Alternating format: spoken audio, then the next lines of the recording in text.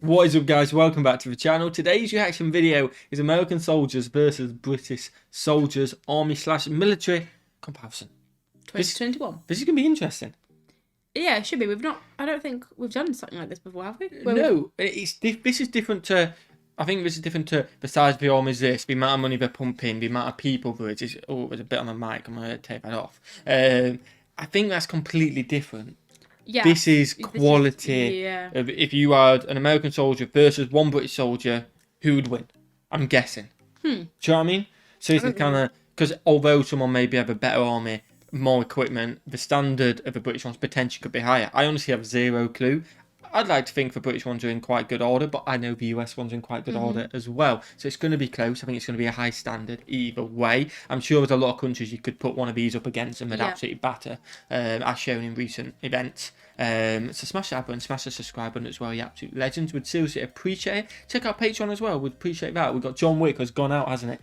You have your own copy, but the full reaction has gone out to that. And we've got Band of Brothers episode 3 coming out soon, and we've got Band of Brothers episode 1 on the main on the movie channel, haven't we? Yep. So go and check that out, and let's check out American versus British soldiers, army/military comparison. Are you ready? I am. What's your prediction? Just don't really need to say it. Well, I don't know, because I honestly don't know in this one. So I don't know what I'm just gonna go British just because I am British. I honestly have zero clue what to expect, because I don't think equipment counts on this. So there we go. Same. It's 2025, and after a strange shift in geopolitics and world powers, the USA and the UK have found themselves going to war with each other. That's a big shift. These longtime allies that once fought side by side in World War II in Afghanistan have become arch enemies fighting for global dominance. The rest of the world looks on in horror. But who will win? There's one fact that's hard to ignore. One side is larger than the other by a long way: the United States. Based on size alone, the U.S. military is the clear winner. It boasts over 1.4 million personnel, compared with a measly 149,000 in the UK.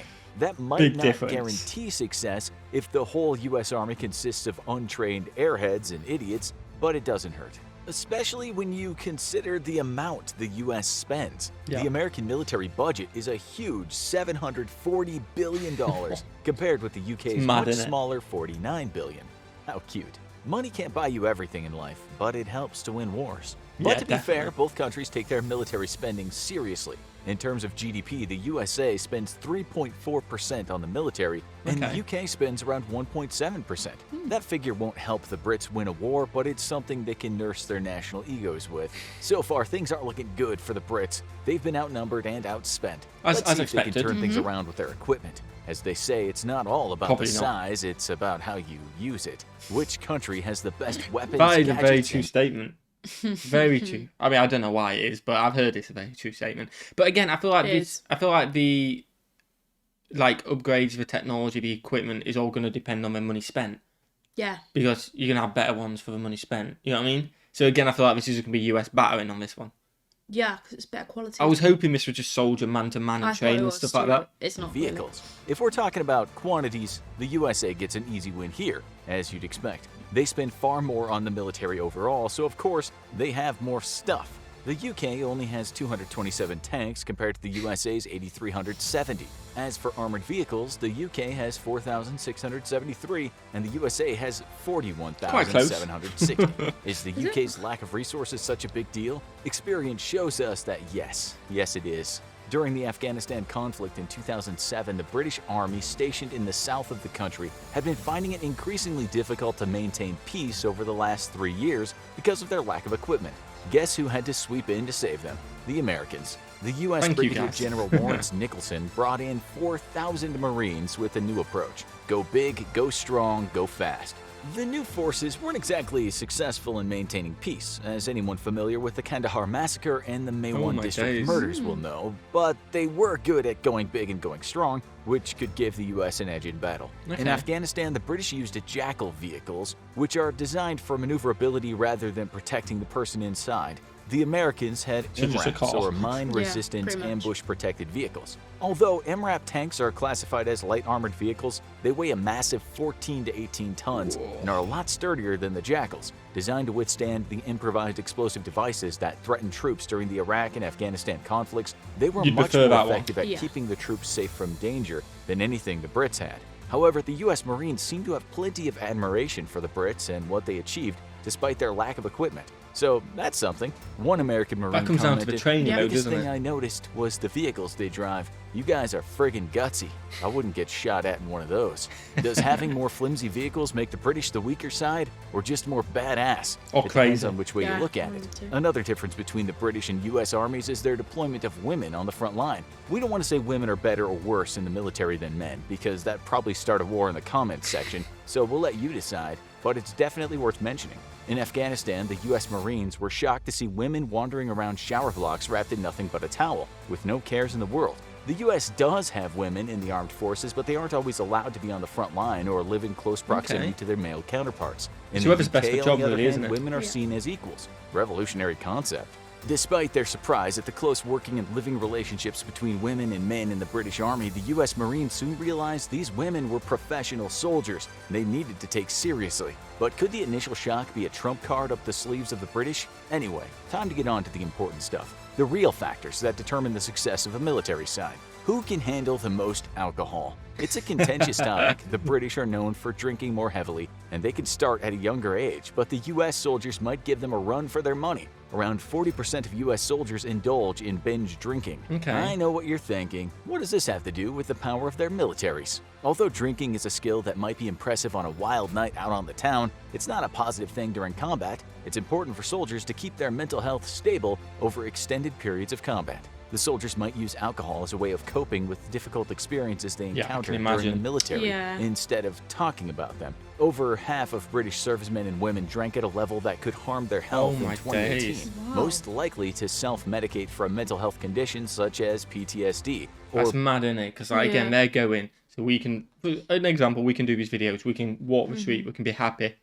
And the fact that whether they enjoy it or not, but then having to use it as a coping mechanism is mad, isn't it? And hopefully, I mean, there's loads of charities out there, isn't there, where you can try and help.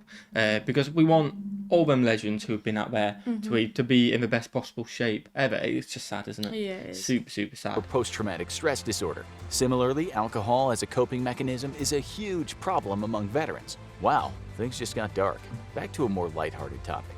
You can't mention the drinking preferences of the British without mentioning their ultimate beverage of choice, tea. In contrast, I the got tea US here. prefers coffee. Does this affect the combat performance of either side? Time to find out. Many British tanks and armored vehicles are fitted with water-boiling devices. Oh, wow. Cube-shaped kettles enable the troops to boil water inside the protection of a tank and drink tea to their heart's content. never knew that. Maybe that's why the didn't know British that. were willing to sacrifice the sturdiness of their vehicles in Afghanistan. This might seem a bit eccentric. Yeah, I don't need protection, but what I need is a kettle. I need my tea. Not to mention pointless, but hear us out. During World War II, a large number of fatalities were caused by crew members having to leave the safety of their tanks when they needed a break. There was only one reasonable solution: let them make a brew inside the tank. That way, the troops were less of a target for enemy fire. 10 out of 10 for ingenuity. Who knows, maybe this could be their secret weapon in a future war. There's nothing like a fresh brew to keep an army going. That But is true. don't discount the Americans, because they also seem to recognize the importance of a lovely warm beverage. The US Army aims to ensure coffee is always available to its soldiers, whether in ration packs or at garrisons. Sometimes there are shortages, so improvisation comes into play to give the soldiers their daily fix. Oh, During wow. the Korean War, some soldiers indulged in sock coffee filtered using a sock. Or if the worst Wow. comes to worst, they If just you need it, mix you need it. instant coffee Yeah, granules with cold exactly. water and down it like a shot of vodka. Lovely. Oh. It's worth it to have Oh, that sounds caffeine awful, though. I wouldn't mind the sock one, because you assume it's a clean sock, so that's all right. You don't want a dirty sock, but the cold water with the instant coffee, I don't know about It's grim. But if you need it, you need it. Nah. Oh, coursing through your veins ready for battle. Clearly, both sides have their vices, but we'll have to give the Brits the edge on this one, based purely on the fact that they're less likely to drop dead from swallowing some questionable feet fungi.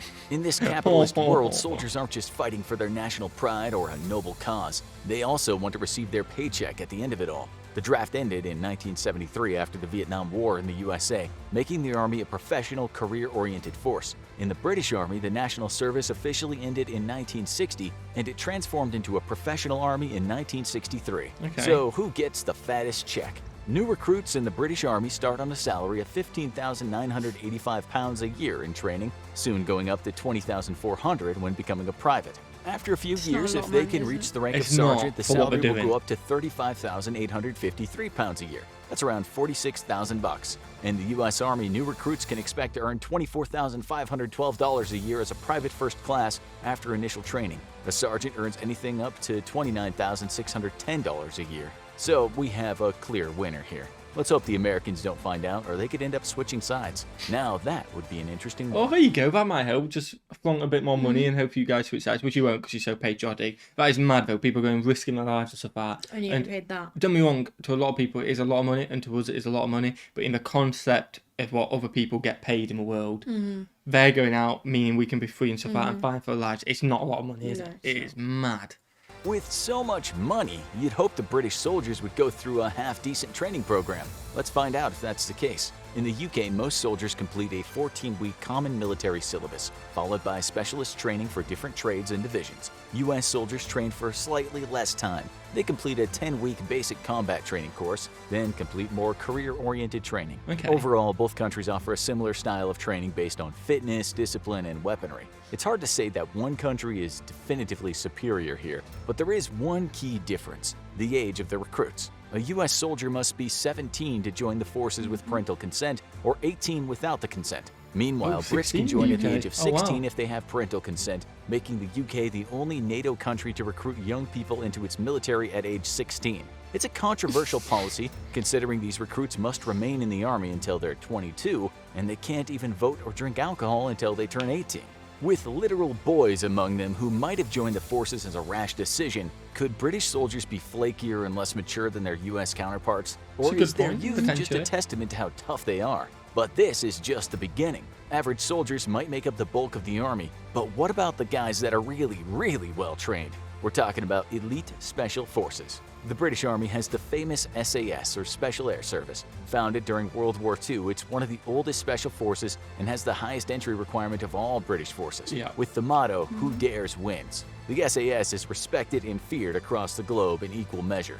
It's heavily involved in reconnaissance and counterterrorism, meaning most of their work is below the radar and people like you us don't can't see get much too of nosy that. about it. However, they do plenty of cool and hardcore stuff, like rescuing hostages. Not to be outdone, the U.S. Army has the highly respected and admired Delta Force, also Okay. known as the 1st Special Forces Operation Detachment.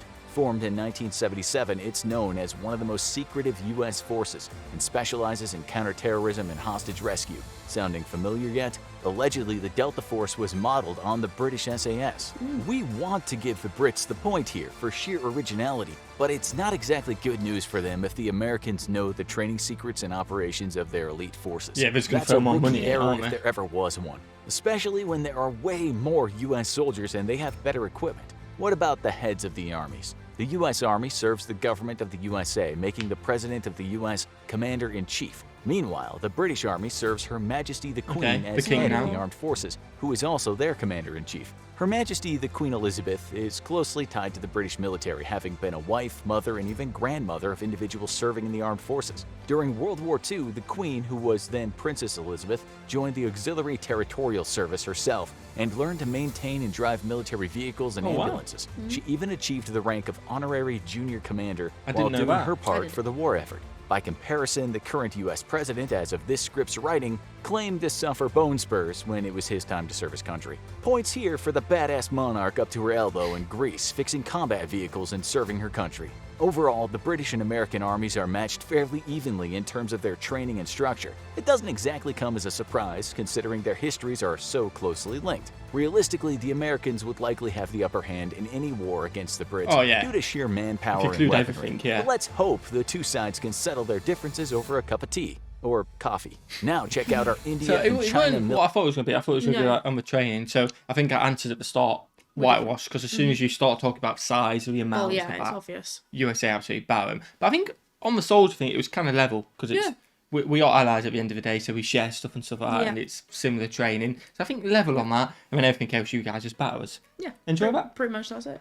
Smash the like button, guys. Smash the subscribe button. Hopefully we stay friends and not against each other because we like living. And yeah, what should we do? Oh, fantastic. And we'll yeah. see you legends in the next one. Peace.